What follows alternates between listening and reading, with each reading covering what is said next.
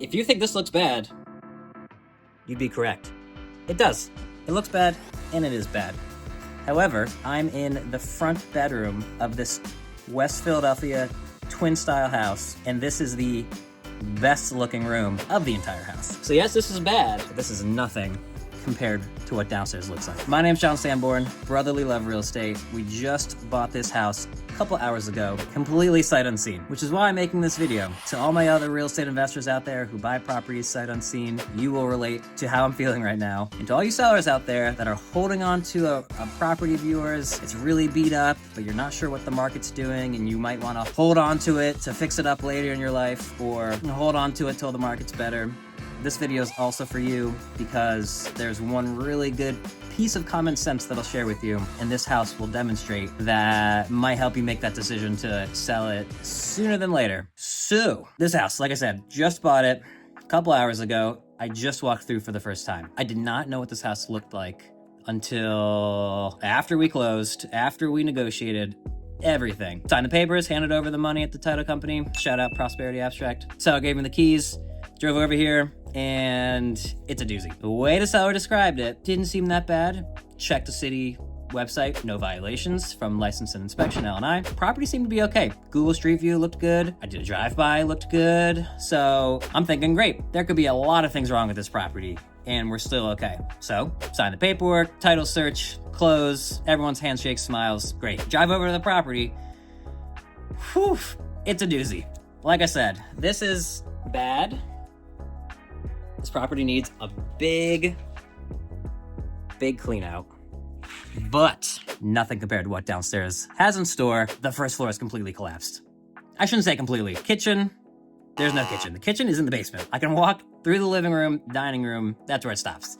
There must have been a bad water leak, termite damage, something to cause the first floor to collapse like that.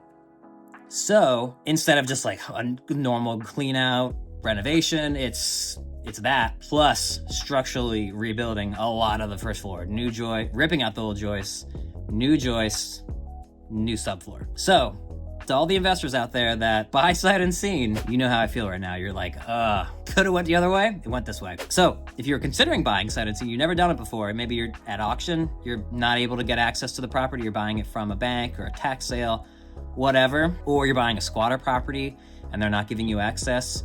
Just be careful running your numbers, make sure that there could be something structurally wrong and you're okay, or the sewer line could be completely collapsed and you'd be okay. Any of these really big ticket items, just put a major contingency line item in your budget to account for this kind of stuff, because if you don't, you're gonna regret your purchase. Something like this definitely did not account for, but I still think we're okay. Again, you make money when you buy the property, not when you sell it. So I think we bought this at an okay price where we'll still be in the green. But if you're a seller and you're thinking, maybe I'll fix it up when I have the funds or I have the time, or maybe the neighborhood will get better, maybe the market will get better, consider the property might and probably will deteriorate, get worse as time goes on. Time is not your friend necessarily all the time in real estate. You're gonna wanna make sure there's a good roof on the property, that it's sealed, all the windows are locked, doors are locked. Maybe even put bars or board up, bars on the windows or board up the windows and the doors. Make sure that property is secure from criminals and from the weather. Water is your worst enemy, honestly, even more than break-ins. Like here, I'm sure this was from a leak. The first floor collapsing, I'm sure that was also from a leak, or like I said, extreme termite damage. So if you're a seller and you're considering selling, at some point you might want to consider selling sooner than later. Before the property gets worse, the offers you're going to get from buyers are only going to go down because it's now in worse shape. If this person sold before the floor collapsed, he'd probably have a better price. Well, I guess in this case, no, because we bought it sight unseen, so joke's on us. If you do have a property that's like this, squatter occupied, maybe you just want an easy sale, you don't want to list it, don't want to deal with a realtor, give us a call, find us on the web, happy to make you an offer. We would love to come see it. If not, still make you a sight unseen offer if you don't even want to meet us. If you do want to meet us, I'd be happy to meet you. Get ready to see what the downstairs looks like because it's wild. All right, here's where I was just standing in this room. And here we go. Here's the rest of the house. So, like I said, absolute mega dog of a clean out. I mean, this thing is, I'm not even going over there, jam-packed with stuff. Okay, here's where it gets bad.